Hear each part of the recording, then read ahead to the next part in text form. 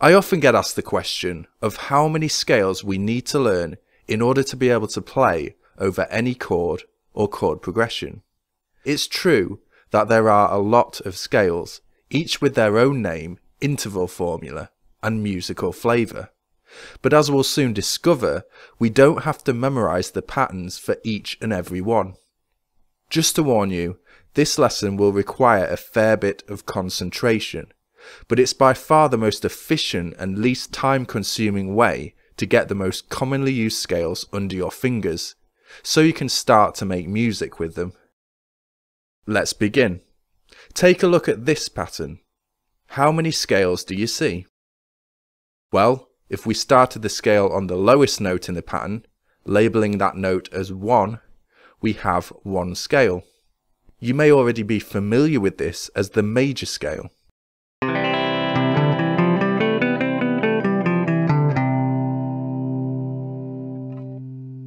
But if we started on the next note along in the pattern, we could build another scale.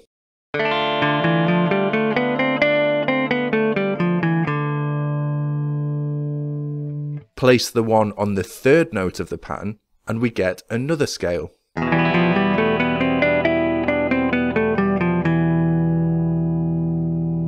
And so on, right up to 7 scales in total.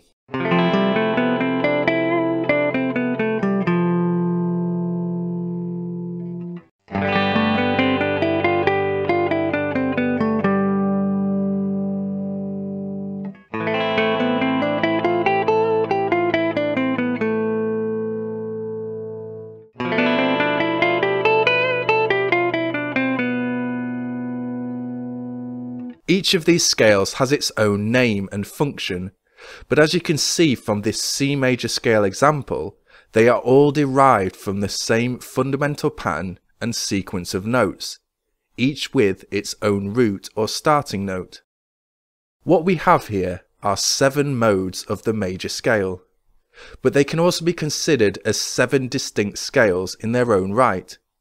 Whether we refer to them as modes or scales depends on their application, but to keep things simple, we'll just consider them as separate scales for now.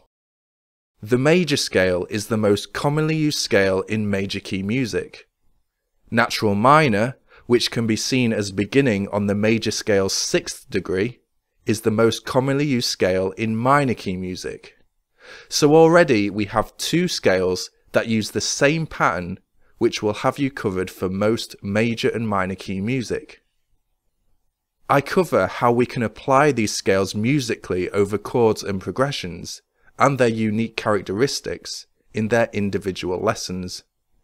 But the key concept here is that we have a single pattern, or parent scale, which covers 7 related scales or modes, each one starting on a different degree of that parent scale.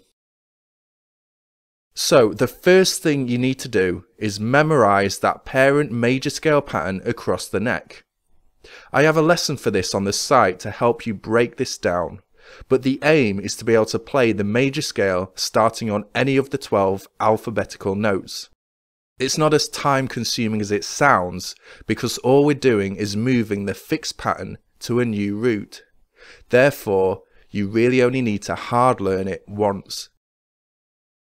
Once you're confident with that parent scale pattern, you'll already have its 6 other related scales covered, because as we established, they all use the same sequence of notes and therefore the same overall pattern. What we now need to do is develop our awareness of how the root of each of these 6 other scales relates to the root of the parent scale we memorized. We can call this root connection. If you're good at memorizing notes, this table will be all you need to connect the root of the scale or mode you want to play to its parent scale pattern. For example, to play C Mixolydian, play the F major pattern, obviously starting on C. To play B flat Dorian, play the A flat major pattern, starting on B flat. For C sharp natural minor, play the E major pattern, starting on C sharp. But for many of us, memorizing all these related notes would prove very time consuming, unreliable, and we might need a more visual representation of these relationships on the fretboard. So the method covered in this lesson teaches you to locate these related roots in close proximity on the neck, so you can jump quickly into position for the correct pattern. The first example we're looking at is Dorian. This is a commonly used minor scale, also the second mode of the major scale, so it uses the same pattern as its parent major scale. Let's say we're playing over a D minor chord and wanted to play D Dorian. First, we'd find the root of the scale we want to play, so D Dorian's root is D. Assuming you've learned the notes on the fretboard, which most of us do early on in our learning journey, you'll know where D lies in several places. I've picked just one here at the 10th fret on the 6th string. Now for the connection to its parent scale root. The Dorian root, or 1, always lies one whole step up from the major scale root. That's the equivalent of 2 frets up. So to play D Dorian, we'd find the note D and jump 2 frets down to find its parent scale root, C, giving us C major. We can then visualize the C major pattern from there. As you can see, this whole step relationship exists on any string. It'll help to keep an awareness of where the D notes are within this pattern, so we can keep our bearings for D Dorian. Let's take a listen.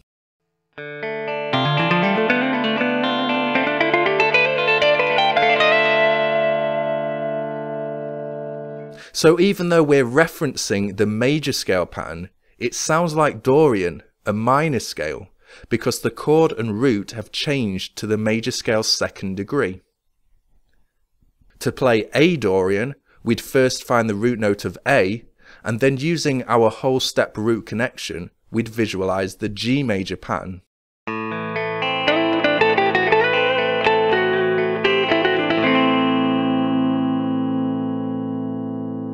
To play E Dorian, we'd visualize the D major pattern.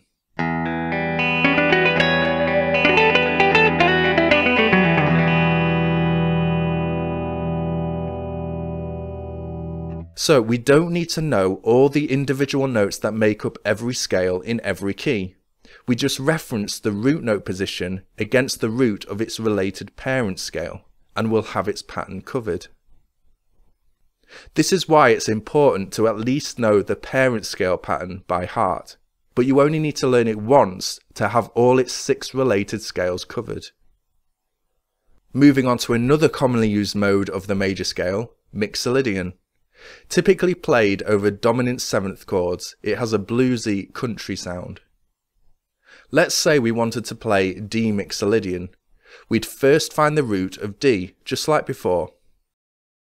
Like Dorian, Mixolydian has its own connection point with its parent major scale. We make that connection by moving up to the 5th string on the same fret, giving us the note G.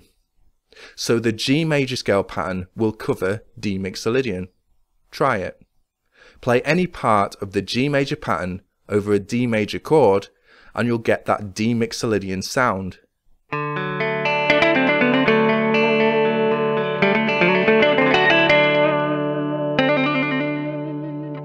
Another connection point can be found by positioning the Mixolydian root on the 5th string.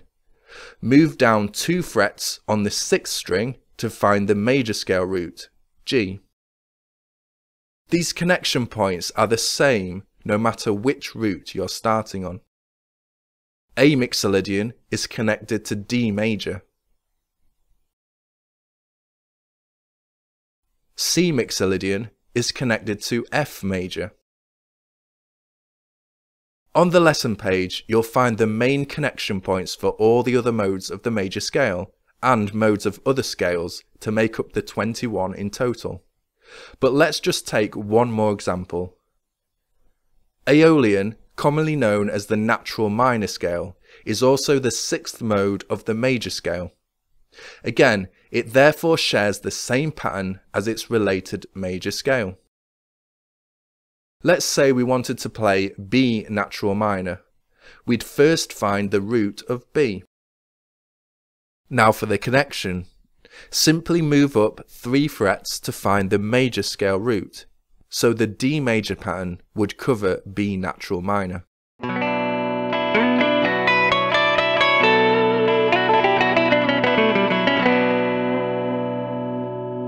This is the same if we visualize the natural minor root on the 5th string, connect it to the major scale by moving up 3 frets, arriving once again at the major scale root of D.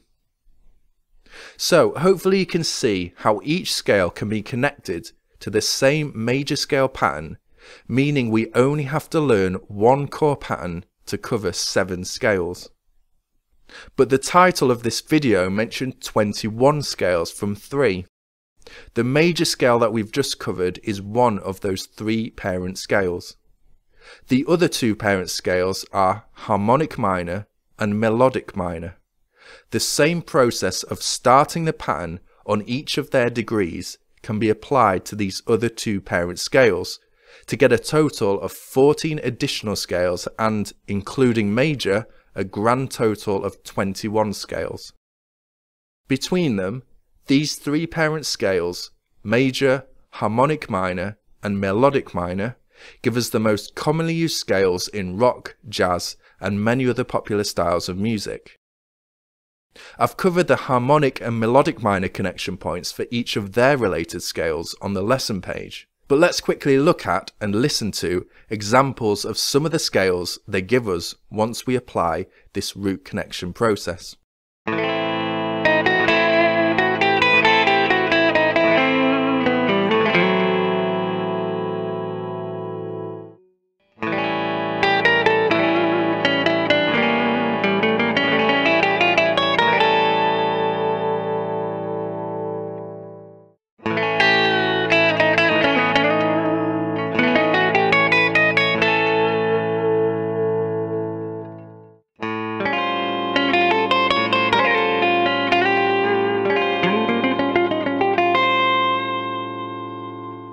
What's great about this process is that it dramatically reduces the amount of time spent memorizing patterns across the neck, what many find to be the most tedious part of learning scales. Using this process means you only have to learn 3 core patterns to cover the roadmap for 21 of the most commonly used 7-note scales in music. If you feel this process works for you, head to the lesson page for the complete picture. Cheers.